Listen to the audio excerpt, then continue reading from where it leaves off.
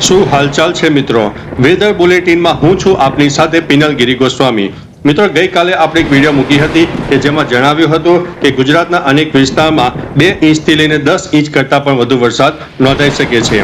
મિત્રો, વાત કરીએ તો રાજુલામાં 11 ઇંચ જેટલો ભયંકર વરસાદ ખાબકી ગયો છે. હવે વિસ્તારથી વાત કરીએ તો ગુજરાતમાં છેલ્લા 24 કલાકમાં અને આગામી દિવસોમાં શું છે વરસાદની આગાહી, તમામ પરિસ્થિતિનો અહેવાલ આ એક વિડીયોમાં તમને મળી જશે. છેલ્લા 24 કલાકમાં પડેલા વરસાદની વાત કરીએ તો સૌરાષ્ટ્ર અને દક્ષિણ ગુજરાત ચોમાસું સૌરાષ્ટ્ર અને કચ્છમાં ખૂબ જ સક્રિય ધીમે ધીમે થઈ રહ્યું છે.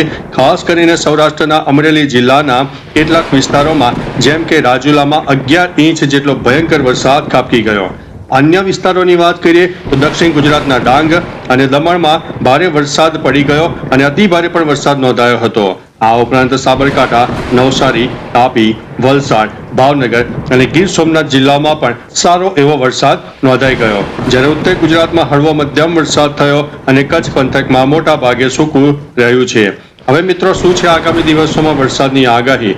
રાજ્યમાં એક સાથે 4 વરસાદની સિસ્ટમ સક્રિય હોવાને કારણે આગામી 5 દિવસ સાર્વત્રિક અને ભારેથી અતિભારે વરસાદની આશંકા છે.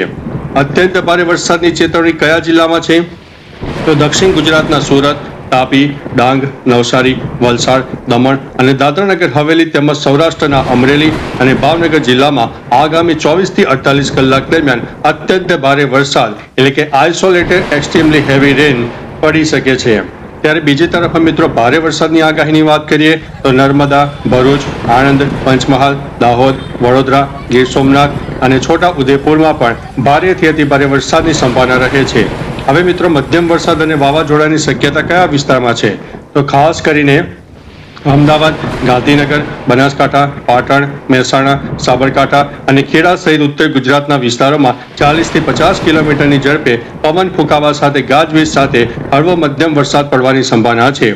દરિયાકાંઠાના વિસ્તારોમાં ભારે પવનના પગલે બંદરો ઉપર 3 નંબરનું સિગ્નલ પણ લગાવી દેવામાં આવ્યું છે. હવે મિત્રો, તમને પ્રશ્ન થાય કે આવો ને આવો વરસાદ હજુ આપણને કેટલા દિવસ સુધી જોવા મળી શકે છે? મહત્વનું છે કે આગામી 3 થી 4 દિવસ એટલે કે 9 જુલાઈ સુધી રાજ્યમાં વરસાદી માહોલ ખૂબ જ સારો રહેવાનો છે. બંગાળની ખાડીમાં સર્જાયેલા ડિપ્રેશન અને સક્રિય સિસ્ટમને કારણે હાલ ચોમાસું પૂરેપૂરી ગતિમાં જોવા મળ્યું છે. હવે તમને તારીખ પ્રમાણે આગામી દિવસોની શું છે પરિસ્થિતિ તે જણાવીશું. આગામી 4 દિવસની વિગતવાર અને સત્તાવાર આગાહીની વાત કરીએ તો આજે એટલે કે 7 જુલાઈ, આવતીકાલે 8 જુલાઈ, આ 2 દિવસ વરસાદનું જોર સૌથી વધુ રહેશે. દક્ષિણ ગુજરાતમાં ખાસ કરીને સુરત, નવસારી, વલસાડ, તાપી, ડાંગ અને સૌરાષ્ટ્રના ભાવનગર જિલ્લામાં અત્યંત ભારે વરસાદને કારણે રેડ એલર્ટ આપી દેવામાં આવ્યું છે. મધ્ય ગુજરાતમાં ખાસ કરીને આણંદ અને વડોદરા અને ઉત્તર ગુજરાતમાં ગાજવીજ સાથે મધ્યમથી ભારે વરસાદ પણ થઈ શકે છે. 9 જુલાઈની વાત કરીએ તો વરસાદની તીવ્રતામાં થોડો ઘટાડો થશે, છતાં દક્ષિણ ગુજરાત અને સૌરાષ્ટ્રના કેટલાક વિસ્તારોમાં ભારે વરસાદની સંભાવના રહે છે અને ચેતવણી પણ યથાવત રહેશે. 10 જુલાઈની વાત કરીએ 10 જુલાઈની મુખ્ય વરસાદી સિસ્ટમ ધીમી પડીને આગળ નીકળી જશે, જેથી મોટાભાગના વિસ્તારોમાં ભારે વરસાદની કોઈ ચેતવણી નથી.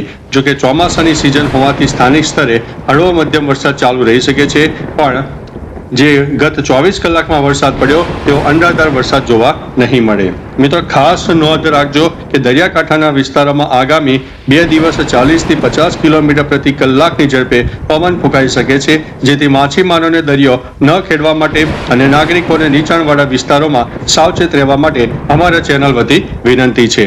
તો ચાલો મિત્રો, ફરીથી લેટેસ્ટ ઇન્ફોર્મેશન અને વરસાદની નવી આગાહી લઈને મળતા રહીશું. ત્યાં સુધી અમને રજા આપશો. નમસ્તે.